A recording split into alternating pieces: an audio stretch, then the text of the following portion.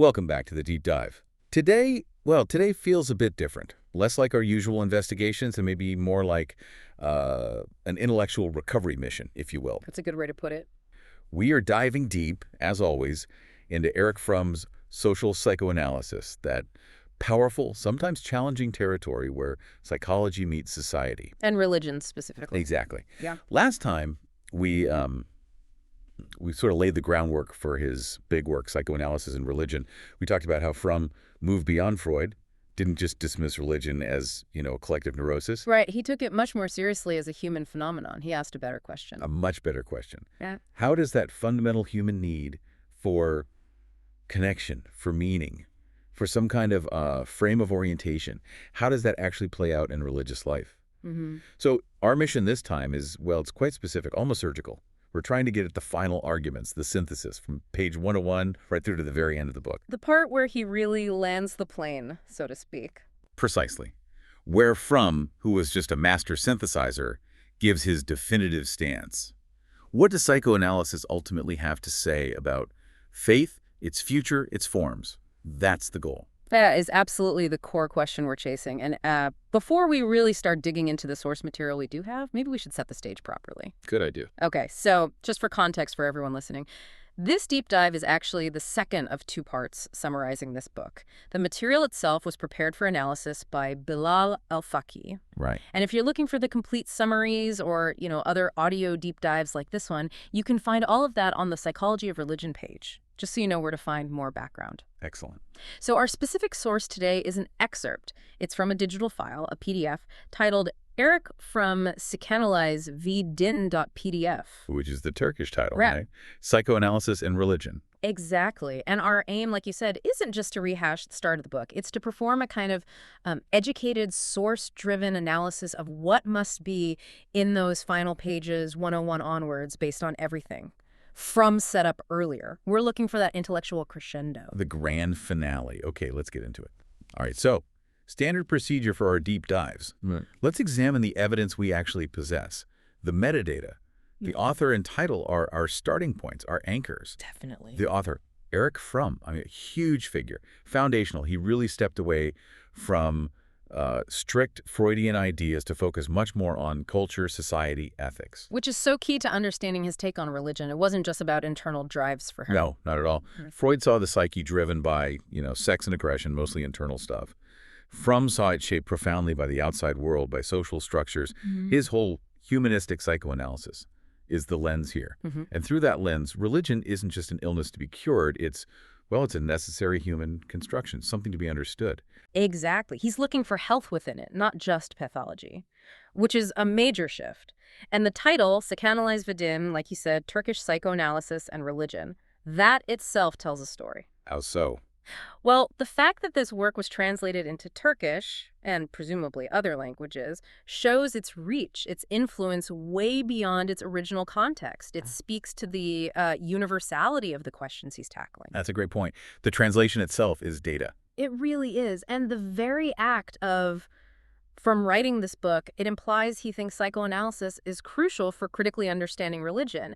He's sort of challenging both sides, the religious folks who might dismiss science and the purely materialist scientists who dismiss spiritual needs. A bridge builder, in a way. You could say that. Yep. Then there's the format. It's a PDF. Right, which usually means, a stable, published document meant to preserve the original layout, page numbers, everything. It suggests something formal, academic. It points towards a serious attempt to capture and distribute a structured argument. Okay, but here's where our investigation takes that sharp turn. We have the who, the what, the format. We know the importance of the topic, but when we try to access the pages, we need 101 to the end. They're not there. There's just nothing. A void, basically. Yeah. The actual text for that final critical section isn't in the excerpts we were provided. And we have to state that clearly. It's a crucial finding, but it doesn't mean the deep dive stops. Right. It just means our task changes, doesn't it? We shift from reading from Mescal's conclusion to trying to, forensically reconstruct what it likely argued based on the groundwork he laid and his broader thinking. So acknowledging the limits of the source becomes step one. Absolutely. It's the bedrock of good analysis. We can't quote page 105, unfortunately. But we can make some very educated guesses about what themes, what arguments must have been there. It actually forces us to engage more deeply with Fromm's overall intellectual system. Okay, I see. So the absence itself shapes our approach. So we've got this gap, this vacuum where the big philosophical payoff should be. But there's something else in the file, right? When we sift through the digital dust, the metadata, there's this one little fragment. Yes, just one word. Kutufaneci. Kutufaneci. Okay, let's not blow it out of proportion, but what is it? You said it's Turkish? It is. It translates directly to librarian. Librarian. Okay, so what on earth does a librarian have to do with Erich Fromm's final synthesis on psychoanalysis and religion? It seems completely random. It does at first glance. But since the main text is missing, this single word kind of becomes the loudest thing in the file for us. Yeah. It shifts our focus from ideas to the history of how this knowledge got to us, the transmission. Right. So why librarian? What are the possibilities? Well, you touched on a few earlier, and they're all plausible. One, it could just be a digital tag, like metadata indicating who scanned it or where it came from, maybe a university library project in Turkey. Makes sense, like a digital stamp scanned by the library. Exactly. Simple provenance marker. Two, it could be more institutional. Part of an automated system in a large digital archive. You know, a watermark or a placeholder tag they use internally for tracking. So Kutufaneci might not even refer to a person, but to the library system itself. Yeah. The keeper of the record. Potentially. Or third, and this feels maybe more human, it could just be a note. A reminder left by the person who prepared this specific file, Bilal al-Fakih, who we mentioned earlier, maybe it's just his note to self, got this copy from the librarian. Highlighting the human chain of custody for information. But let's push back a bit. Could it just be a username? Someone involved in digitizing it happened to use Kutufaneci as their handle. Are we perhaps reading too much into the meaning of librarians? That's a fair challenge. We can't know the definite intent behind it. It could just be a username. But even if it is, the choice of that word is still interesting, isn't it? Because the idea of the librarian, the Kutufaneci, carries weight. In almost any culture, they're seen as guardians of knowledge, neutral preservers, providers of access. So finding that word, even as just a tag or username, in a file containing complex philosophy, it subtly reminds us that ideas don't exist in a vacuum. They're mediated. They pass through hands, through systems. Exactly. So while it's just one word, it sort of validates the source's journey. It suggests it came through legitimate channels, through places dedicated to scholarship and preservation. Okay, I get that. So the key point here isn't necessarily the librarian themselves, but what the presence of that word implies about the source's background. Precisely. It gives us a little bit of confidence in the document's lineage, even with the missing pages. It helps us bridge from what sparse data do we have to what can we reasonably infer about the missing content. It allows the extrapolation to begin. Right. Okay, let's make that shift then. We can't read pages 101 onwards, but Erich Fromm definitely wrote them. So our deep dive now becomes about predicting the content, analyzing his known arguments to figure out what that final synthesis must have covered. This is where we try to deliver that high-value analysis you mentioned. Exactly. We move from textual analysis to structural analysis of his thought. So if the first 100 pages, broadly speaking, established why humans need something like religion, that need for relatedness, rootedness, orientation, then the final pages, presumably, must be about judging the types of religion. That seems almost certain. Fromm's entire framework really hinges on that core distinction he makes. Authoritarian religion versus humanistic religion. That dualism, yeah. So the conclusion, pages 101 plus, must have provided the ultimate detailed comparison and contrast between those two. What defines them psychologically? What are their consequences? Okay, let's unpack that. Let's start with the authoritarian model. How would Fromm likely have framed that psychoanalytically in his conclusion? Well, he sees authoritarian religion as, frankly, pathological from the viewpoint of psychological maturity. It's built on the idea of an all-powerful external authority god, usually, but it could be a state or a leader too. Okay. An authority that demands total submission, total obedience. And the flip side is that the individual is seen as inherently weak, powerless, maybe sinful, and totally dependent on that external power for, salvation or meaning. That sounds like classic projection, psychologically speaking. Making the external power all good and taking on all the powerlessness yourself. From being a psychoanalyst, surely connected this back to childhood development. Oh, absolutely. He must have explicitly linked authoritarian religion back to unresolved developmental stages, specifically the Oedipal conflict, that core Freudian idea. Right, the child's relationship with parental figures. Exactly. The Oedipal phase is all about navigating dependence, wanting security, wanting acceptance from those powerful parent figures. Now, if a person never really resolves that dependence, if they don't achieve psychological separation and autonomy, They stay stuck. in a way, yes. That unresolved need for an all-powerful, controlling parent figure gets transferred onto God or the state or some other external authority in adulthood. Authoritarian religion then provides a structure that rewards that very submission and dependence. So the conclusion would likely argue that authoritarian religion is essentially arrested development on a cultural scale. The powerful judging father becomes the template for the powerful judging God. That's a very good way to put it. And psychoanalytically, he'd tie it to the concept of the superego. The internalized conscience, the rules. Right, the voice of parental and societal authority inside your head. In authoritarian religion, Fromm would argue, God essentially functions as this massive, externalized, absolute superego. It's constantly watching, judging, demanding compliance, making you feel guilty if you step out of line. And the psychological consequence. It stifles growth. It keeps the individual in a state of, well, neurosis, dependency. It prevents critical thinking, autonomy. You sacrifice your own productive potential for the maybe illusory security offered by the external power. The conclusion must have painted this as fundamentally unhealthy. Okay, so a stark warning about the psychological costs of that kind of submission. That sets up the need for the alternative then. Precisely. Which leads us to the other side of the coin, the concept Fromm championed, humanistic religion. This must have been the major focus of the latter part of the conclusion. And how does he define that? Is it about believing in a different kind of God? Not necessarily about God at all, actually. For Fromm, humanistic religion is more about an experience of oneness, of connection with humanity, with nature. And crucially, it's about the ongoing development of one's own innate human powers, reason, love, creativity. So it's focused internally on human potential. Exactly. He often pointed to figures like Spinoza or maybe certain forms of Buddhism as examples. Places where the spiritual goal isn't submission to power, but the realization of power within oneself. So in this model, the goals of psychoanalysis, self-knowledge, freedom, autonomy, they actually align with the religious goals. Perfectly. That's the key insight Fromm would have driven home. Humanistic religion seeks the same things psychoanalysis does, just framed perhaps in a broader philosophical or, spiritual context. How would he describe the positive psychological outcome of this path? He talks about developing the productive character. This is the opposite of the dependent authoritarian one. The productive person is someone capable of genuine love, capable of using reason, capable of creating without needing that external authority to validate them or tell them what to do. And God in this framework. If there is a concept of God, it's not a dominating ruler. It's more like a symbol of humanity's highest potential, a symbol of the very powers the individual is trying to realize within themselves. So the conclusion, pages 101 onwards, would have detailed how this humanistic approach fosters real psychological health, real integration. Yes, the individual takes responsibility.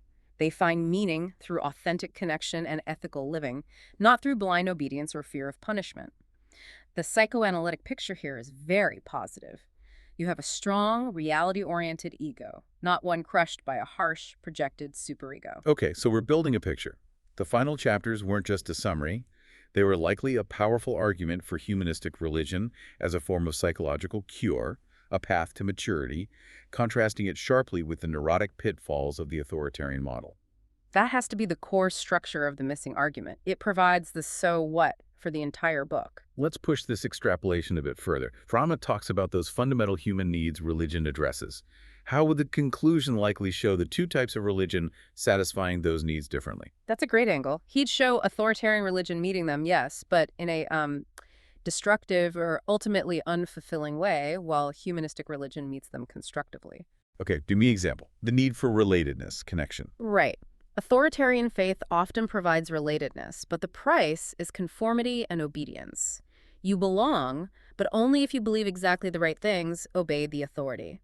It often creates an us versus them mentality, alienating you from outsiders. Whereas humanistic faith Achieves relatedness through genuine empathy, love, solidarity with all of humanity based on shared experience, not shared dogma. It's inclusive. Okay. What about the need for transcendence, to rise above just being an animal? Authoritarian systems often offer transcendence destructively. Think of things like holy wars, extreme asceticism, maybe obsession with an afterlife that devalues this life. You transcend your limitations by denying or destroying. And the humanistic alternative. Finds transcendence productively. Through creativity, art, intellectual discovery, acts of love, you transcend your limitations by developing your uniquely human capacities, by enriching life, not escaping it. That makes sense. And the need for a frame of orientation and devotion, a way to understand the world and have something to live for. The conclusion would surely contrast dogma with reason. Authoritarianism provides a frame, yes, but it's rigid, often irrational, demanding belief without question. Humanistic orientation comes from rational thought, ethical principles arrived at through experience and reason, and a devotion to life, truth, and love itself. Which requires embracing uncertainty, doesn't it? The authoritarian wants black and white answers. Exactly. That ties back to the psychological profile. Low tolerance for ambiguity often correlates with that need for authoritarian certainty. Fromm would argue that embracing complexity and paradox is a hallmark of maturity, which the humanistic path encourages. This also connects to his ideas about conscience, right? He makes a distinction there, too. He does, absolutely. And pages 101 plus must have contained his final word on the difference between the authoritarian conscience and the humanistic conscience. Remind us of that distinction. The authoritarian conscience is basically the internalized voice of the authority figure, parents, God, the state. You feel guilty if you disobey the authority, purely out of fear of punishment or losing approval, whether the act itself was truly wrong or not. So it's fear-based guilt. Yes. Fromm would argue it's not true morality, just internalized fear. The humanistic conscience, on the other hand, is your own reaction to betraying your authentic self, your own potential. How does that work? You feel guilt or remorse not because you broke an external rule, but because you failed to act lovingly or rationally or productively. You feel you've diminished yourself, violated your own integrity. It's an internal compass based on self-knowledge and a commitment to growth. That comparison, fear-based versus growth-based conscience, that feels like it must have been the capstone of the whole argument. I completely agree. It ties the psychological development, overcoming dependency, directly to the ethical and spiritual outcome, living authentically. The missing conclusion wasn't just theory. It was likely a practical guide to distinguishing these two modes within oneself and society. And this matters hugely for us, for the listener today, because this authoritarian versus humanistic dynamic isn't confined to churches or synagogues, is it? Not at all. And Fromm knew that. He would absolutely apply this framework to political ideologies, nationalism, corporate culture, even consumerism today. Right. Any system, secular or religious, that demands blind loyalty, discourages dissent, and offers simplistic certainty in exchange for giving up your critical thinking. Is functioning like an authoritarian religion, psychologically speaking. It taps into those same needs for security and belonging, but at the cost of individual freedom and maturity. The end of Fromm's book is essentially a diagnostic toolkit for examining power structures and belief systems in any era. It really forces you to ask, can we function as individuals or societies without some kind of devotion, some frame of orientation? And Fromm's answer, which we're piecing together from the missing pages, seems to be, no, we probably can't avoid the need itself. But the crucial question is what we are devoted to. Is it channeled productively toward life, reason, love, or destructively toward submission, tribalism, and dependency? So for you listening, the challenge of the missing text, well, hopefully it feels a bit less like a dead end now. Right. Through this extrapolation, we've landed on the likely core arguments. The link between childhood psychology, Oedipus, superego, and adult religious styles, authoritarian versus humanistic, all culminating in a vision of psychological and spiritual maturity. So this deep dive became less about reading the text and more about reading the structure of the author's thought to fill in the blanks. A different kind of analysis. #tech outro. Well, this has certainly been a unique deep dive, a journey into reconstruction rather than just reading. We set out aiming for Erich Fromm's final arguments in Psychoanalysis and Religion, specifically pages 101 to the end. The intended conclusion. We established the source's context from Bim Stacher, the Turkish translation indicating its reach, the PDF format suggesting formality, and we hit the big constraint. The actual text wasn't there. Our one concrete textual finding from the provided file was that single piece of metadata, Kutu Fideci, the librarian. Yeah, the ghost in the machine, almost. But we used that, along with Fromm's established psychological framework from his other works, to perform, well, a structural extrapolation. we piece together what that conclusion almost certainly contained, that core contrast. The fear-driven, dependency-based authoritarian religion, rooted psychologically in unresolved developmental issues. Versus the mature, love-driven, productive, humanistic religion, rooted in psychological autonomy, reason, and self-realization. The key takeaway being that psychoanalysis in Fromm's hands becomes this powerful tool for diagnosing religious experience, sorting the healthy from the, well, the neurotic. The missing conclusion was likely his blueprint for that healthier path. It's a really powerful lesson, isn't it? Not just about Fromm, but about information itself. We went looking for the author's final word and found the trace of the archivist, the Kutufinishi. Yeah. And that really leads us to a final, maybe provocative thought for you to consider. We've spent this whole time analyzing Fromm's ideas about psychological dependency versus autonomy, often in the context of submitting to authority. Right. Yet the very source material we needed, the conclusion arguing for autonomy and critical thought, was incomplete. And the only clue we had pointed towards its custodian, the librarian, the archivist, the system. So what's the thought? If the goal from champions humanistic awareness, critical thinking, self-mastery requires access to knowledge, and that knowledge inevitably passes through intermediaries, the translators, the scanners, libraries, digital archives, the Kutufinisis, how much is our own intellectual autonomy shaped, maybe even limited, by the choices these intermediaries make? Choices about what gets preserved, what gets digitized, what gets tagged, which pages make it through, and which, like pages 101 onwards here, disappear. It forces us to ask, can we truly achieve the intellectual freedom Fromm valued if we don't constantly question the systems and the people who control the flow and preservation of the knowledge itself? Who gets to be the librarian of our understanding?